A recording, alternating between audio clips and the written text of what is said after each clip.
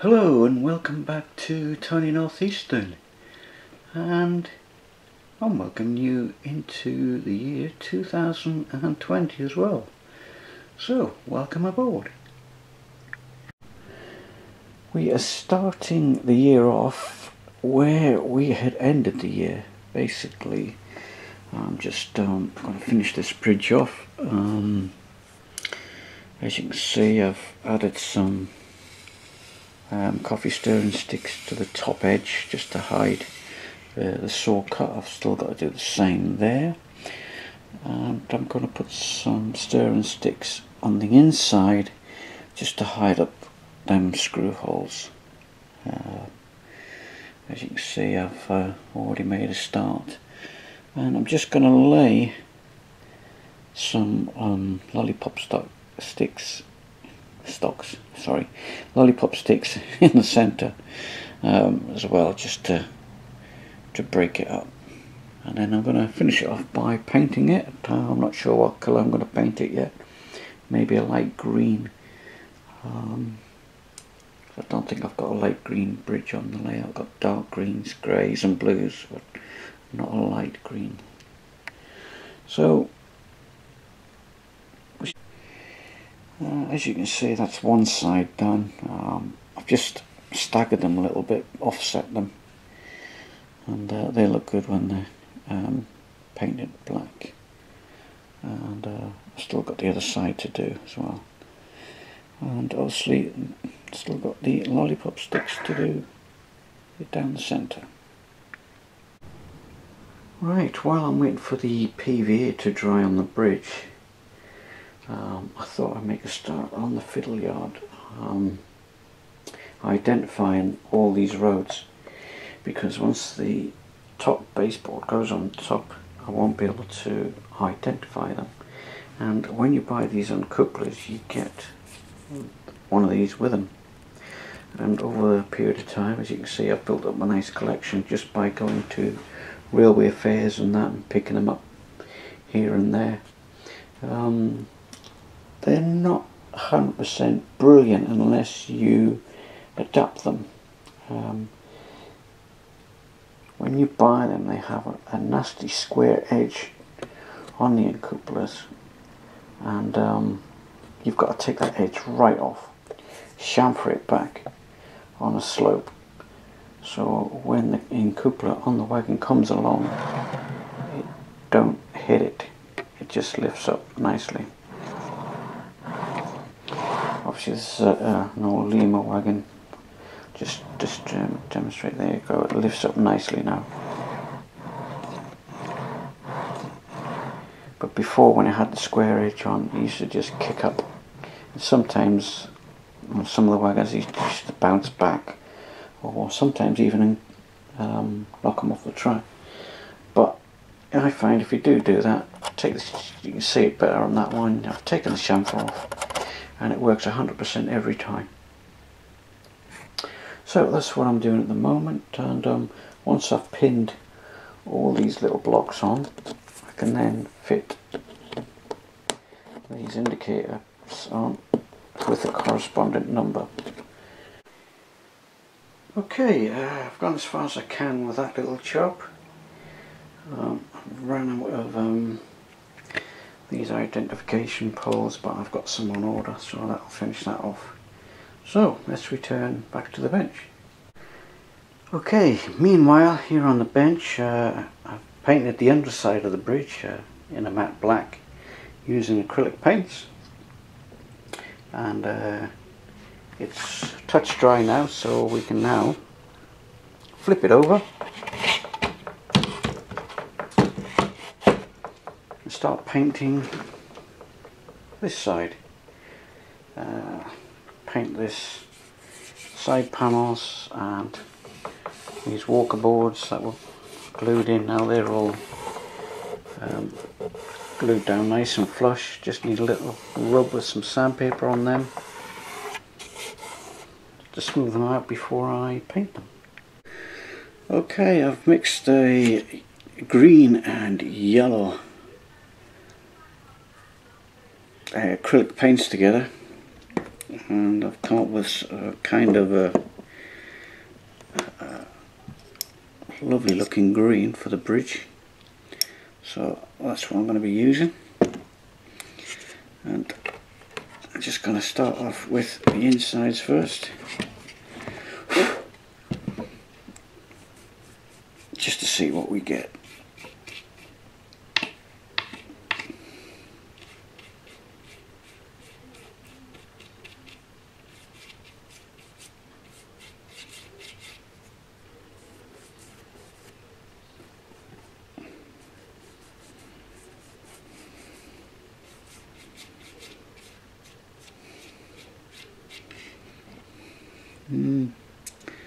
Straight away I'm not sure about the colour. Looks a bit too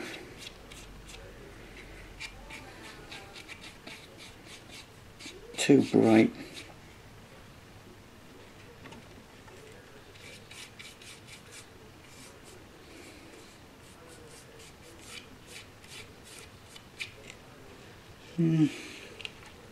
Might need a couple of coats of this, I think. So I'll persevere with it, and if the worst comes to the worst, I can always paint over it again. Right, I shall continue. See whether I like it or not.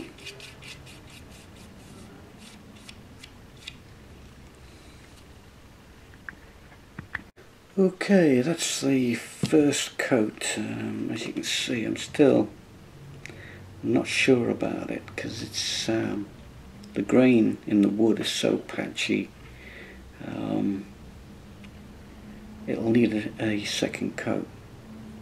Maybe that'll make all the difference. So I'll just let that dry for now and then give it a second coat, and we'll see if there's any difference in the way it's turning out, because at the moment I'm not 100% sure on that. Okay, I've just started putting the second coat on. There's the second coat there, and this is how it's dried out the first time round. But this time I'm brushing the paint on in individual squares and with the downhand stroke, so hopefully that should bring out the paint a bit more darker and a bit more realistic, because I'm still not sure about the colour. Okay, that's the bridge painted. It's had two coats now, and as you can see the pen is still coming through, which is what I want. I want the pen to come through to show the lines of the girder bridge, so that's good.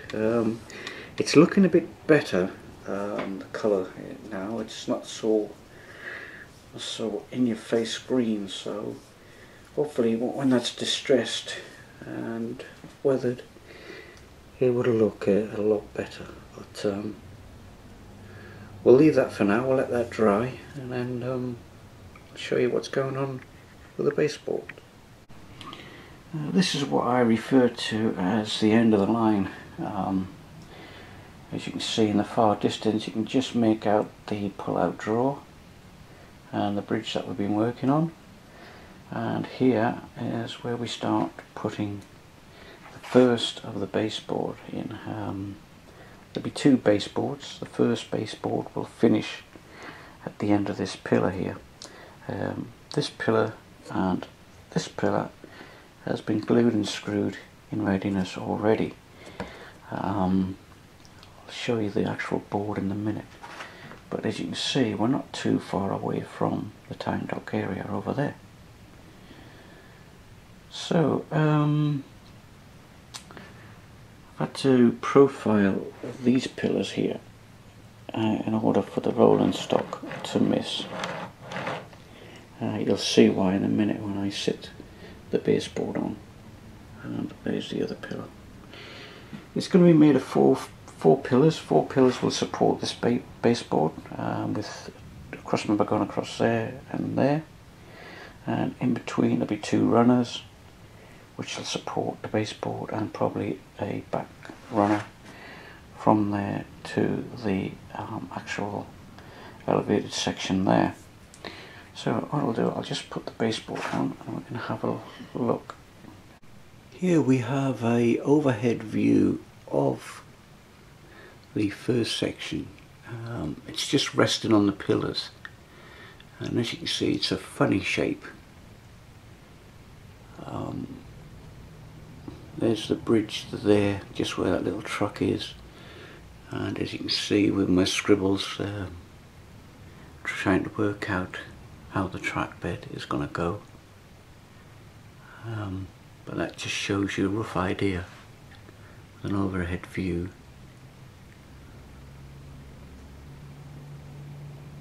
Of what's going on. Here we have a different view, looking at the storage yard heading towards what will be the new baseboard, and now you can actually see why the timbers had to have the profile cut out, so that it just misses the rolling stock as it comes through.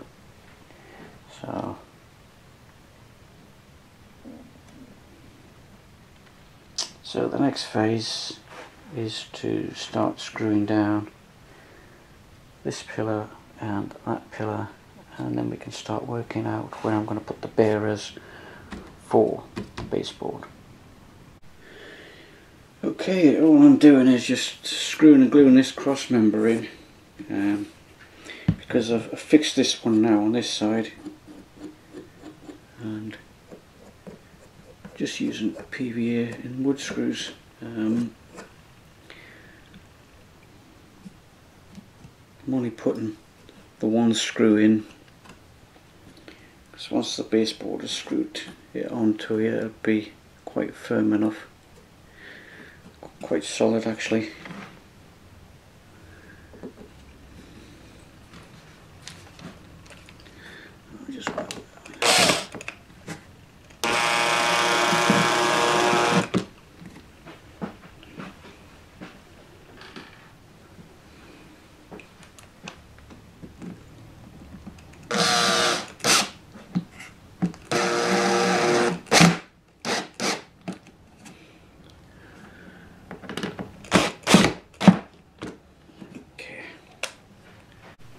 The two main supports for the baseboard have been put in place. I can't have too much woodwork in underneath the baseboard because there's points going onto the baseboard, and you'll see that possibly in the next video.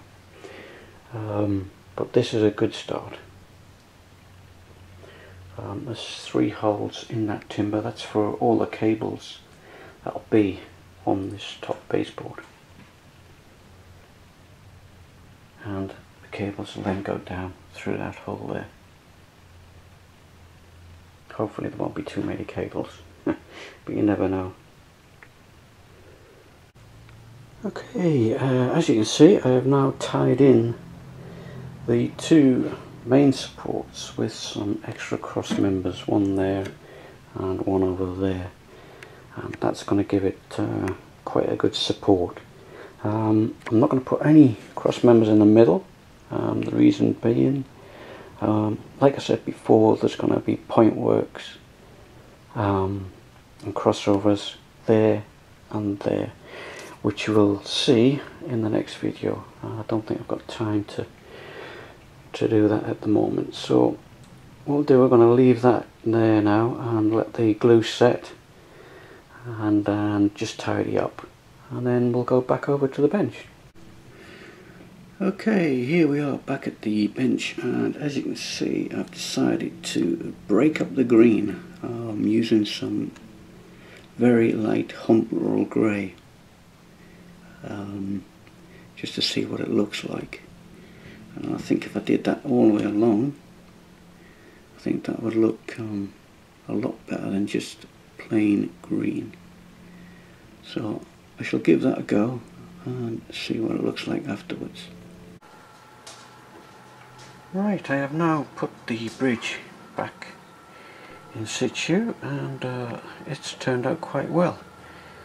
I wasn't sure about the colour to start with, but now I've two-toned the bridge with the grey, seems to have worked a treat. So yes, quite pleased with the way it's turned out. I've even highlighted this nameplate there with a bit of yellow. It's been weathered, so that's that little job finished for now. Next time on Tony Northeastern, we're going to be looking at the track plans and the continuation of the baseboards, because now that the gap has been bridged, we can continue all the way along the line right to the end. Okay, thanks for watching. Hope you've enjoyed what you've seen, and we'll catch you again next time. Bye for now. Bye.